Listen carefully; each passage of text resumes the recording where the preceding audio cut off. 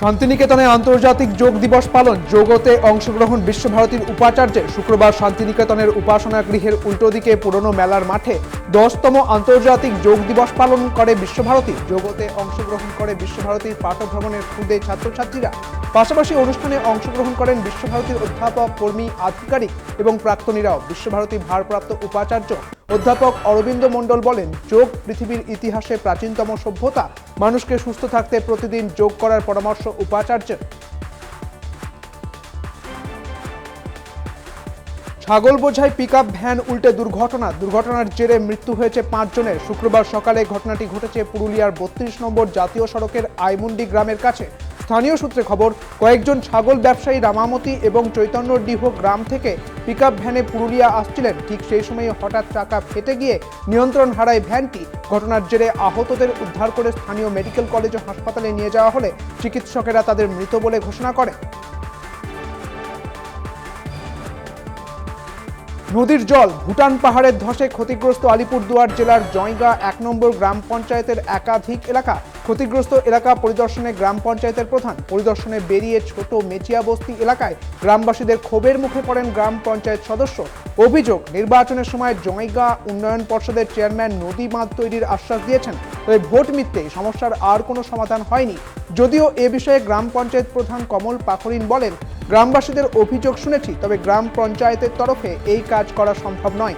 এ নিয়ে জয়গা উন্নয়ন পর্ষদ এবং উত্তরবঙ্গ উন্নয়ন পর্ষদকে লিখিত জানানো হবে।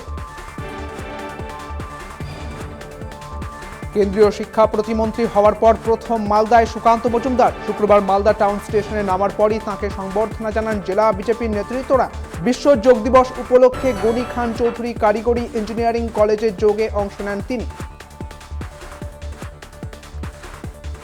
সমুদ্র থেকে মাছ ধরে ফেরার সময় ডুবে গেল ট্রলার। উদ্ধার 18 জন মৎস্যজীবী। জলের হোস্ট পাইপ ফেটে ডুবে যায় ট্রলারটি। ঘটনাটি ঘটেছে বুধবার বঙ্গোপসাগরের কেঁদো দ্বীপের কাছাকাছি। তবে ডুবে যাওয়া ট্রলারের থাকা 18 জন মৎস্যজীবীকে উদ্ধার করা হয়েছে।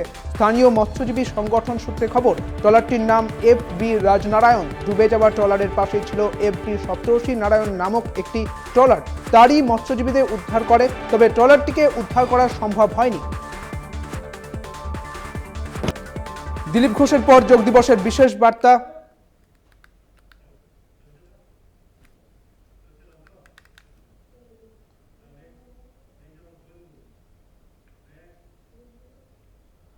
দিলীপ ঘোষের পর যোগ দিবসের বিশেষ বার্তা বিরোধী দলনেতা শুভেন্দু অধিকারী। দীঘায় পুলিশি হলিডে হোম ঘাটের পার্কে প্রাক্তনী সেনাকর্মীর সঙ্গে আয়োজন করেন এই যোগ দিবসের।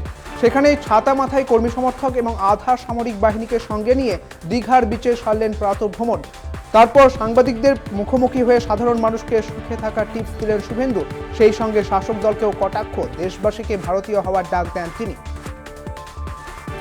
যারা ভাতা ভর্তুকিতে আটকে আছেন, ধর্মান্ধতাতে আটকে আছেন, সংকীর্ণ সাম্প্রদায়িকতার আবর্তে আটকে আছেন, তাদেরকে বলবো এগুলো থেকে বেরিয়ে এসে ভারতীয় হন। ভারতীয় হন, দেশের প্রধানমন্ত্রীকে। নাগাড়ে বৃষ্টির কারণে বেহাল নিকাশি। জলমগ্ন কালাবাড়ি মৌজার বিস্তীর্ণ এলাকা। কোথাও হাঁটু সমান জল, আবার কোথাও যে ছুঁয়েছে কোমর পর্যন্ত। চারিদিকে জলমগ্ন হওয়ার কারণে বাড়ছে বিশাল পোকামাকড়ের উপদ্রব। স্থানীয় সূত্রে খবর, প্রশাসনকে জানিয়েও মেলেনি সুরাহা। অন্যদিকে এলাকা পরিদর্শন করে স্থানীয় পঞ্চায়েত প্রধান আশ্বাস দিয়েছেন, বর্ষা শেষ হলে এলাকায় নিকাশির জন্য কাজ হবে। আপাতত আপৎকালীন পর্যায়ে কাজ করে দেওয়া হবে। 21শে জুন সারা দেশ জুড়ে পালন হয় আন্তর্জাতিক যোগ দিবস। বিশেষ এই দিনে মানুষকে সুস্থ থাকার বার্তা দিলেন বিজেপি নেতা দিলীপ ঘোষ। তিনি চান দেশবাসী যেন যোগের মাহাত্ম্য বুঝতে পারেন। তাঁর দাবি, শরীরকে সুস্থ রাখতে হলে যোগের বিকল্প আর নেই।